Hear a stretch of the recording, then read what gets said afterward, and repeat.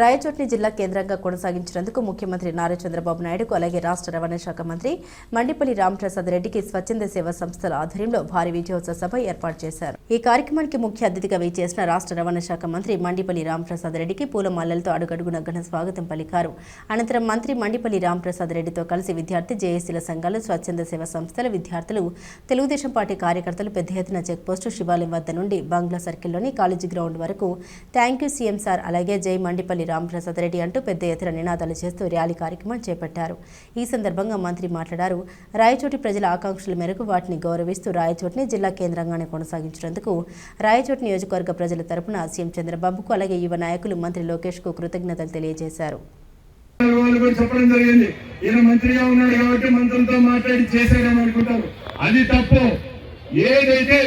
మన ప్రాంతానికి అర్హత ఉందో ఆ అర్హతను మనం నిరూపించాం కాబట్టి ఈ రోజు రాయచోటి కేంద్రంగా ఉండడం జరిగిందని నేను సభాముఖంగా తెలియజేసుకుంటున్నా.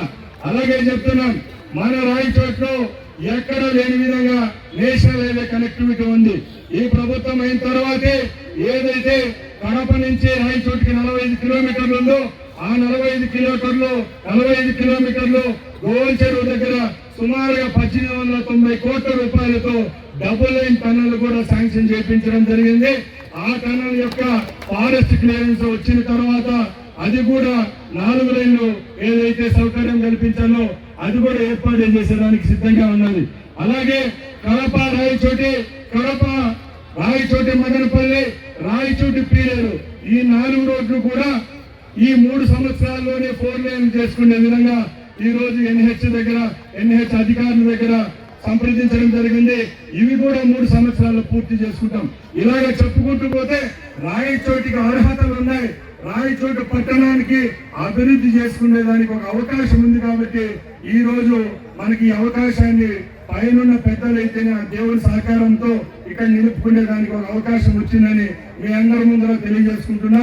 అలాగే ఇక్కడికి రాయచోటికి చెందిన చాలా మంది సోదరులు ఉన్నారు, వ్యాపారస్తులు ఉన్నారు, డాక్టర్లు ఉన్నారు, రియల్ ఎస్టేట్ వాళ్ళు ఉన్నారు, ఎడ్యుకేషన్ ఇన్స్టిట్యూట్స్ ఓనర్స్ ఉన్నారు, టీచర్లు ఉన్నారు, ఇందరు ఉన్నారు.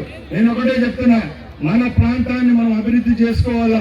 ఖచ్చితంగా ఈ ప్రాంతంలో రేపు మన బిడ్డల యొక్క భవిష్యత్తు మనకు ముఖ్యం. రాయచోట్లో నేను ఎప్పుడు చెప్పేవాడిని, మా రాయచోట్లో సుమారుగా 20-30 వేల మంది బయట దేశాల్లో పోయి పొట్టకూటి కోసం అరబ్ దేశాల్లో జీవనోపాధి కోసం పోయేవాళ్ళు. ఈ రోజు నిన్న సాయి కాలేజీలో మేము జాబ్ మేళా ఏర్పాటు చేస్తే సుమారు 600 మంది విద్యార్థులు అక్కడికి రావడం, ఇక్కడే ఉద్యోగ అవకాశాలు కల్పించుకునేదానికి కూడా అవకాశాలు వచ్చాయి. ఇక్కడ సంస్థలు వస్తాయి. రేపు రాబోయే కాలంలో ఇక్కడ మన బిడ్డలకు మంచి అవకాశాలు వస్తాయి. కాబట్టి మనం అభివృద్ధి పదంలో నడిపించుకునేదానికి మనకి ప్రభుత్వం చేదోడు వాదోడుగా ఉంటుందని నేను మీ అందరి ముందర ప్రామిస్ చేస్తున్నా. అలాగే ముఖ్యంగా మన రాయచోటి ప్రాంతంలో ఈ యొక్క ప్రాంతం నుంచి వెళ్ళిపోతే ఏం జరుగుతుందని చాలా మంది బాధపడేవాళ్ళు. చాలా మంది మన ప్రాంతంలో రియల్ ఎస్టేట్ చేసుకొని జీవనోపాధం సాధించేవాళ్ళు. అలాంటి వాళ్ళకు నేను ఒకటే చెప్తున్నా, నేను ఎమ్మెల్యే అయిన రోజు నుంచి మీకు ఎప్పుడూ చెప్పేవాడిని, అయ్యా ఎవరు మన దగ్గర నుంచి ఇది దూరం చేయలేరు, మీకు రాయచోటి కేంద్రానికి కొనసాగింపు జరుగుతుందని చెప్పాం. ఆ మాట నిలబడింది. తప్పకుండా మన ప్రాంతం అభివృద్ధి చెందినప్పుడు ఇక్కడ అన్ని సమస్యలు వస్తాయి. దానికి నేను ప్రతి ఒక్క రోజు మీటింగులో చెప్పేవాడిని. ఇప్పుడు మన ప్రాంతంలో సుద్దవాళ్ళపల్లి రోడ్డు ఏదైతే ఉందో, సుద్దవాళ్ళపల్లి రోడ్లో 3 ఎకరాలు స్పోర్ట్స్ కాంప్లెక్స్ కోసం కేటాయించడం జరిగింది. అక్కడే ఒక ఇండోర్ స్టేడియం, దాంట్లో స్విమ్మింగ్ పూల్ అన్ని కలుపుకొని 10 కోట్ల రూపాయలతో మనం ఇక్కడ నిర్మాణ పనులు చేయించేదానికి తీసుకుంటున్నాం. అలాగే రాయచోటికి సంబంధించి జ్యుడిషియల్కి సంబంధించి ఏదైతే కోర్టు యొక్క సముదాయాల కోసం ఇక్కడే భూమి కేటాయించడం జరిగింది. అది కూడా అతి త్వరలోనే ఆ కోర్టు కాంప్లెక్స్ పనులు కూడా ప్రారంభిస్తాం. ఎప్పటి నుంచో మా తండ్రి గారి హయాం నుంచి ఇక్కడున్న ఆర్టీసీ బస్ స్టాండ్ ఏదైతే ఉందో ఆ బస్ స్టాండ్ 2వ బస్ స్టాండ్ కూడా మదనపల్లి రోడ్ లో ఏర్పాటు చేసేదానికి అతి త్వరలోనే చర్యలు తీసుకుంటున్నాం. అలాగే ఈ రోజు మంది జిల్లా కేంద్రం అయింది. జిల్లా కేంద్రంలో ఏ విధమైన హంగులు ఉండాలి, జిల్లా కేంద్రంలో ఏ విధం ముందుగా కడప ఉండింది, చిత్తూరు ఉండింది. అలాంటి పాత జిల్లా కేంద్రాల్లో ఏ విధమైన వ్యవస్థలు ఉండాలి, అధికారిక సముదాయాలు ఉండాలి, అలాంటివన్నీ రాయచూట్లో ఏర్పాటు చేయాలని దృఢ నిశ్చయంతో ఉన్నాం.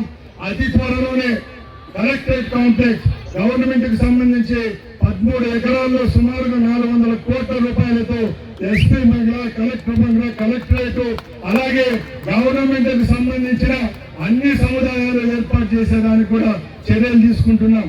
అలాగే నిన్నే జైలు శాఖ వారితో మాట్లాడడం జరిగింది. ఏదైతే మన పీలేరు రోడ్ లో ఆల్రెడీ మనకి యునానిమి కాలేజ్ ఒకటి రావడం జరిగింది. అక్కడ 5 ఎకరాలు కాలేజ్ కోసం కేటాయిస్తే దానికి ఆనుకొని 5 ఎకరాలు జిల్లా జైలు సముదాయానికి కూడా అతి త్వరలోనే శంకుస్థాపన చేయడం జరుగుతుందని మీ అందరి ముందర నేను తెలియజేసుకుంటున్నా. ఇలాగా చెప్పుకుంటూ పోతే రాయచోటి అనేది ఎప్పటికీ ఇలానే ఉండాలి. రాయచోటి ప్రాంతంలో ఉన్న ప్రతి ఒక్కరూ చల్లగా ఉండాలని చెప్పి ఈ ప్రభుత్వం కూడా మనల్ని ఆశీర్వదించింది. ఈ యొక్క ప్రభుత్వం మంచి ప్రభుత్వం. ముఖ్యంగా కూటమి ప్రభుత్వం ఏర్పాటైన తర్వాత ఎన్నో అభివృద్ధి కార్యక్రమాలు మనం చేపడుతున్నాం. మనందరికీ తెలుసు ఈ ప్రభుత్వంలో జరిగిన మేలు ఏ ప్రభుత్వంలో జరగలేదు. నేను ప్రతి మీటింగ్ లో చెప్తా వస్తున్నా, మనకు తల్లిదండ్రులు మన అవ్వాతాతలు ఆస్తి ఇచ్చారో ఇవ్వలేదు, కానీ ఈ రోజు ప్రభుత్వాలు మనల్ని ఎంతో ఆదుకుంటున్నాయి. మనం పొద్దున్న 6 గంటలకు లేస్తే రాత్రి 10 గంటలకు పడుకునే వరకు ప్రభుత్వానికి సంబంధించిన ఏదో ఒక మేలు మన కుటుంబాలకు జరుగుతూ ఉన్నాయి. దానిలో భాగం చాలా మంది ఇక్కడ ఉన్న వాళ్ళకి తెలుసు. ఈ రోజు ప్రభుత్వాలు ఉచిత బియ్యం ఇస్తున్నాయి, ఫ్రీ బస్ ఇస్తున్నారు, అన్నదాత సుఖీభంగా వస్తా ఉంది, తల్లికి వందనం ఇస్తాను, ఉచిత ఇస్తాను. ఏదైతే రైతుల కోసం డ్రిప్ ఇరిగేషన్ లో 90% సబ్సిడీ ఇస్తున్నారు. చెప్పుకుంటూ పోతే కేంద్రానికి రాష్ట్రానికి సంబంధించిన సుమారుగా 150 స్కీములు ఈ రోజు లబ్ధిదారులు ఎవరైతే ఉన్నారో ఈ ప్రభుత్వం కింద అందరికి అందుతా ఉన్నాయి. ఇవి మనం గమనించాలా. ప్రభుత్వాలు ఏదైతే మన కోసం పనిచేస్తాయో అవి మనం గమనించాలా. ఈ రోజు నిష్పక్షపాతంగా నిజాయితీతో ఈరోజు చంద్రబాబు నాయుడు గారు మనకి అవకాశం కల్పించారు. అవకాశాన్ని సద్వినియోగం చేసుకున్నాం. రాబోయే కాలంలో రాయచోటి పట్టణాన్ని నూతనంగా ఏ విధంగా అయితే అన్ని జిల్లా కేంద్రాలు గతంలో పాత జిల్లా కేంద్రాల్లో ఏ పరమైన చర్యలు తీసుకున్నామో, అక్కడ ఏ ఇన్స్టిట్యూట్స్ వచ్చాయో, అక్కడ ఏ భవన సముదాయాలు వచ్చాయో, ఏ ఇండస్ట్రీస్ వచ్చాయో, అదే విధంగా ఎక్కడ రాజీ పడిన విధంగా ఇక్కడ అభివృద్ధి చేసుకున్నాం. అలాగే గత నెల ముందు ఏదైతే సిబ్బాల దగ్గర మనం ఏపీఐసికి సంబంధించిన SEZ విషయంలో ఆ రోజు అక్కడ శంకుస్థాపన చేయడం జరిగింది. అతి త్వరలోనే అక్కడ MSc, MSME టెక్ పార్కుల్లో చిన్న చిన్న ఇండస్ట్రియలిస్ట్ ఇక్కడ ప్రాంతంలో జరిగే వారికి అక్కడ భూ కేటాయింపులు ఇస్తామని చెప్పాం. అవి కూడా అతి త్వరలోనే వాళ్ళకి ఇవ్వడం జరుగుతుంది. అలాగే ఇక్కడికి ఎవరైనా వ్యాపారస్తులు వచ్చి ఇక్కడ పెట్టుబడి పెడతామంటున్నారు. ఈ రోజు మనకు నీటి సౌకర్యం, భూమి సౌకర్యం 2 ఉన్నాయి కాబట్టి తప్పకుండా మన ప్రాంతాన్ని అభివృద్ధి చేసుకునే విధంగా మనకు ఒక సువర్ణ అవకాశం దక్కింది.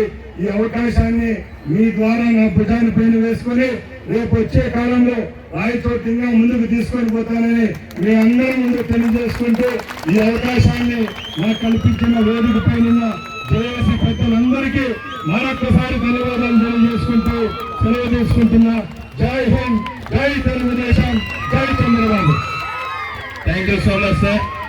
మంత్రి గారికి సన్మానం చేసే వాళ్ళందరూ ఒక్కసారి కాకుండా ఒకరి తర్వాత ఒకరు రావాల్సిన కోరుతున్నాం.